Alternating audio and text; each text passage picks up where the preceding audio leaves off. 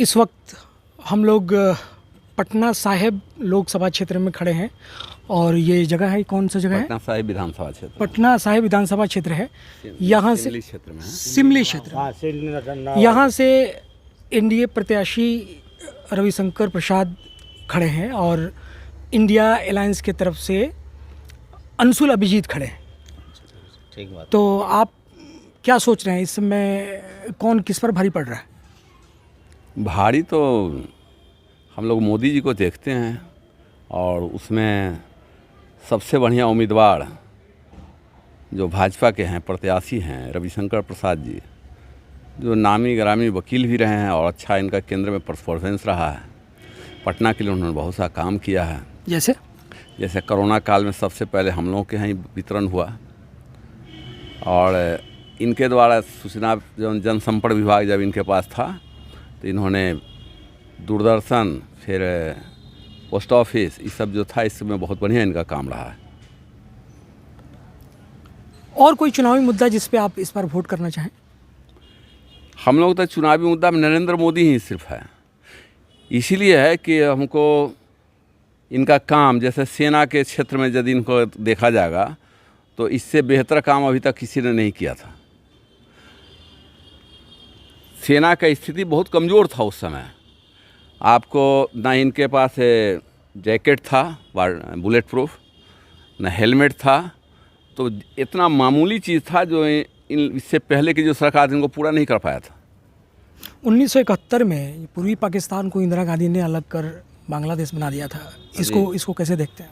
ना, वो अच्छा काम था, उसको हम गलत रूप में नहीं तो देखेंगे। आप ये पानेंगे कि सेना उस समय भी सशक्त थी, मजबूत थी? सशक्त तो थी, लेकिन कार्यकाल आदमी को बदलता है ना। उस समय हम कांग्रेस के सदस्य थे 70 में नहीं, मुझे लगता है कि 70 के बाद हुए थे।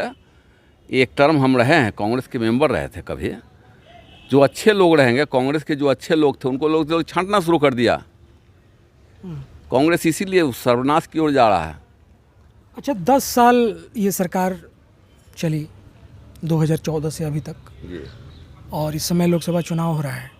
10 साल के कार्यकाल में आप इस सरकार की कौन कौन सी उपलब्धि को गिनना चाहेंगे, देखना चाहेंगे कि ये आप बताना चाहेंगे कि इस सरकार की तो उपलब्धि बहुत सा है, जैसे जितना हम गिना नहीं सकते हैं, लेकिन मोटे तौर पर आप रेलवे के क्षेत्र में देख लीजिए जितना इन्होंने काम किया है रेलवे के लिए। इससे पूर्ववर्ती सरकार रेलवे को माने ट्रेन तो देती थी, उसमें भले कुछ ना चले, घोषणा हुआ, कुछ चला, लेकिन चलने के लिए पटरी चाहिए ना। आज जितना पटरी का निर्माण इन्होंने किया इससे पहले की सरकार ने कभी नहीं किया। अच्छा, रेलवे में जैसे बहुत सारी बहाली काफ़ी लंबे समय से रुकी हुई है और रेलवे का निजीकरण किया जा रहा है।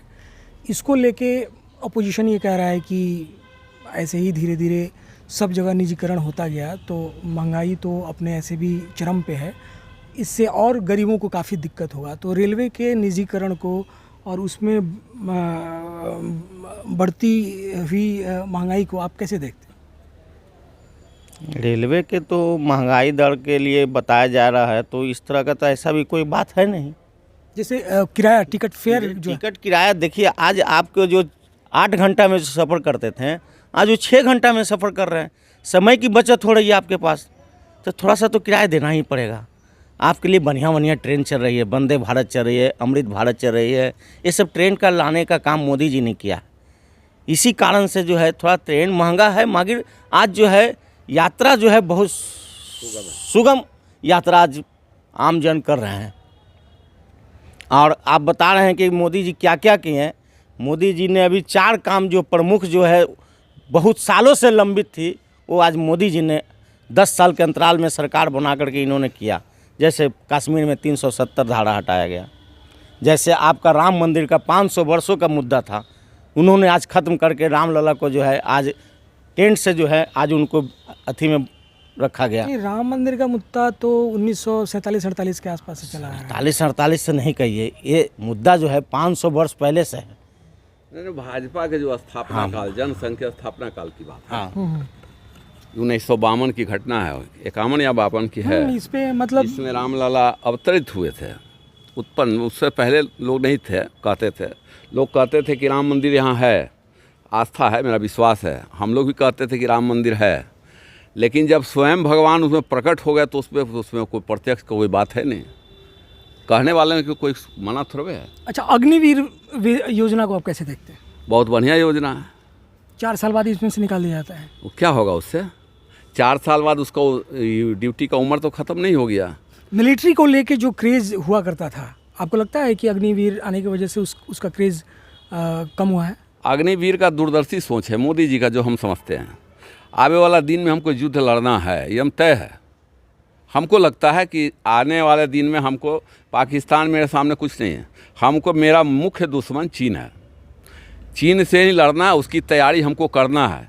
मान लिया अचानक हमको सेना का कमी कब पड़ेगा तो हम सेना लाएंगे कहाँ से? ट्रेंड सैनिक मेरे पास रहेगा पहले से मौजूद। 25 लाख के आसपास उसको 4 साल में ज़्यादा की आमदनी हो जाएगी तब तक। अच्छा, और कोई आप कुछ बताना चाहेंगे? और कोई नहीं, चुनाव नहीं कुछ नहीं बोलेगा। क्या जैसे आज की राजनीति इतनी गंदी हो गई है, इतनी गंदी भाषा, राजनीतिक भाषा भी इतनी भी गंदी हो गई है कि जिसका वर्णन करना मुश्किल है काम। महंगाई लोग मुद्दे पर आते नहीं है। जैसे महंगाई है, स्वास्थ्य है, शिक्षा है, ये सब पर बोलो कुछ होना चाहिए ना, दिखना चाहिए ना।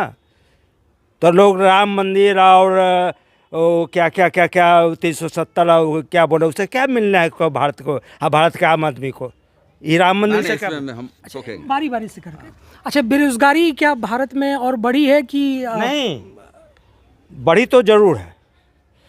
ये जो निजी कंपनियां, अगर ये नरसिम्हा राव जी के समय से जो माने आर्थिक सुधार करना जो शुरू किए, जिस समय मनमोहन जी से रिजर्व बैंक के गवर्नर, तो उस समय से जो गतिविधि था, आज हम इस महल को देख रहे हैं। उस समय नींव पड़ा था, आज इस महल खड़ा हुई है। अच्छा, आप कुछ कहना चाह रहे थे? क्या था विषय उस समय बातचीत करना? बेरोजगारी। बेरोजगारी नहीं, बेरोजगारी देखिए बढ़ेगा, ये रुकने वाला बात अभी नहीं है। हम काहे नहीं तो सरकार का काम है ना बात इसको दूर करना। आदमी को पहले समझना चाहिए। आप हम 1934 में जब आज़ाद हुआ देश, उस समय आबादी कितना था? लगभग 34 करोड़ 35 करोड़, इससे ज़्यादा नहीं था।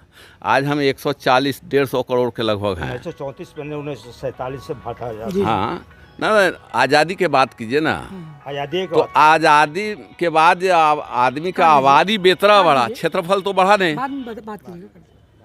क्षेत्रफल इस देश का तो नहीं बढ़ा ना, आबादी बेतरा बढ़ता। आबादी, आदमी को रहने के लिए के आवास चाहिए, खाना चाहिए। तो ये तो मतलब धीरे धीरे ही बढ़ी है आबादी, धीरे धीरे ही आबादी बढ़ी है, धीरे धीरे बढ़ी है। इसको कंट्रोल करना और जो होगा। सरकार है उससे प्रश्न पूछना तो जनता का, लोगों का काम है। जनता को ये समझना चाहिए ना कि हम इतना जो पैदा कर रहे हैं आदमी।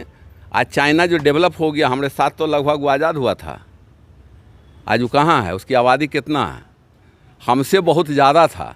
आज हम उससे आगे चले गए। गलवान घाटी में क्या चाइना ने हमारी भूमि को कब्जा किया है? आप इसको क्या सोचते हैं? गलवान घाटी में जो होता है, यदा कदा हो जाता है ऐसा घटना, तो उसको हम नहीं मानते हैं। इसलिए कि कभी हम 4 डेग आगे बढ़ जाते हैं, तो कभी हम भी तो घुसे हैं। कभी उनके सैनिकों को हम लोग नहीं मारा है क्या? कब? अभी हाल में हुआ था ना घटना, जिसमें उसको 35 या 45 सैनिक एक बार मारा था। कब की बात है ये?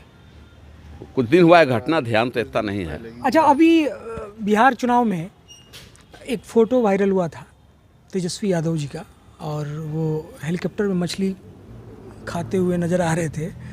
तो इस पे बड़ा राजनीति हुआ कि रामनवमी चल रहा है और ये मछली खा रहे हैं। और अपोजिशन का लोगों का ये कहना था कि मणिपुर काफ़ी लंबे समय से जल रहा है और उस पे हमारे प्रधानमंत्री मोदी जी कुछ नहीं कहते हैं। तो आप इसको कैसे देखते हैं? क्या मछली मुद्दा है या मणिपुर मुद्दा है? मछली तो कोई मुद्दा नहीं होना चाहिए। कौन क्या खाता है उससे मेरा क्या मतलब है? लोग जो कहते हों। लेकिन मणिपुर जो अभी समस्या बना हुआ था, तो उसको तो हम सुधारने का प्रयास कर। इससे पहले नहीं था क्या? नहीं, जैसे नहीं था। मणिपुर जब में हमारी सरकार वहाँ बनी, तो इन लोग कांग्रेसियों का ये प्लानिंग है किसको बदनाम करो, पैसे से पोसा हुआ लोग वहाँ अथी कर रहा है, ऐसी ऐसी घटना है। वहाँ महिलाएं निर्वस्त्र करके मार दी गई और अपोजिशन का कहना है कि उस पर मोदी जी ने कोई स्टेटमेंट तक नहीं दिया, दुख तक प्रकट नहीं किया। तो इसको आप कैसे देख रहे हैं? और मछली का फोटो देखते ही इस पर राजनीति शुरू हो गई। निर्वस्त्र करके किया गया वो तो बहुत शर्मनाक है। यदि चाहे किसी का हो, हमारा हो चाहे किसी भी जनता का होगा, तो ये तो दुर्भाग्यपूर्ण बात है। अब कोई भी सरकार बने, आने वाली सरकार से आप क्या चाहते हैं? वो 5 बदलाव जिसको आप आने वाली सरकार में देखना चाहते हैं। हम देश को ही आगे देखना रख के बात करेंगे। देश कैसे आगे बढ़ेगा? देश आगे बढ़ रहा है, हर क्षेत्र में हम आगे बढ़ रहे हैं। तो बेरोजगारी तो बढ़ी है, बेरोजगारी बढ़ी है, इसलिए कि आबादी भी तो बढ़ी है, ये मानते हैं ना। महंगाई भी बढ़ी है, जैसे डीजल पेट्रोल मेरा का कहा दाम। तो एक शब्द लाइन में हम आपको कहा कि हमारी आबादी बढ़ते जा रही है, हमारा क्षेत्रफल तो नहीं बढ़ रहा है। क्षेत्रफल बढ़ी है क्या? हमने क्षेत्रफल घटाया कांग्रेसियों के शासनकाल में। 47,000 वर्ग मील चाइना हड़प लिया। हम लोग दोनलिया बंदूक से लड़ने का प्रयास किए थे, काफ़ी सैनिक मरे थे। पीओके आज यदि है उनके हाथ में, तो उसके डू टू कांग्रेसी जिम्मेवार हैं। सरदार पटेल होते प्रधानमंत्री तो आज ये दशा नहीं होता। बहुत लोग तो ये कहते हैं कि अगर सरदार पटेल होते, जैसे एक मिनट, अब पंडित जवाहरलाल नेहरू काफ़ी दूरदर्शी नेता थे। अब जैसे सरदार पटेल कुछ ही दिनों में उनका देहांत हो गया था, तो उनका एज भी बहुत ज़्यादा हो रहा था और एक मतलब सोशलिस्ट सोच के पंडित नेहरू थे, इसलिए उनको प्रधानमंत्री बनाया गया। तो खैर अब वो तो अतीत की बात हो गई, उसमें जाने से हमें कोई फ़ायदा नहीं है। ये बताइए कि प्रधानमंत्री नरेंद्र मोदी ये कह रहे हैं 400 पार, और राहुल गांधी जी कह रहे हैं कि इस बार 150 के नीचे ही भारतीय जनता पार्टी और एनडीए सिमट जाएगी। इस पे क्या कहना चाहते हैं आप? कुछ कहेंगे? इस तरह का ऐसा कोई बात नहीं है। 400 पार तो 400 पार। मोदी जी राहुल जी तो अपना अपना क्षेत्र छोड़ छोड़ के भागे जा रहे हैं। जो अमेठी से लड़ते आ रहे थे, आज वो रायबरेली जा रहे हैं। बटनार से लड़ रहे थे, बैनार से लड़ रहे थे, वहाँ से भी चले आए। इसीलिए मोदी जी जो कहते हैं वो करते हैं। मोदी है तो मुमकिन है, सब कुछ मुमकिन है भैया। आप कुछ कहना चाहेंगे महंगाई बेरोजगारी पे? वो पूछ रहे हैं। चलिए, तो इस समय हम लोग पटना साहिब विधानसभा क्षेत्र में थे और ये पटना साहिब लोकसभा क्षेत्र के अंतर्गत ही आता है। आप देख रहे थे द रूट्स न्यूज़। नमस्कार।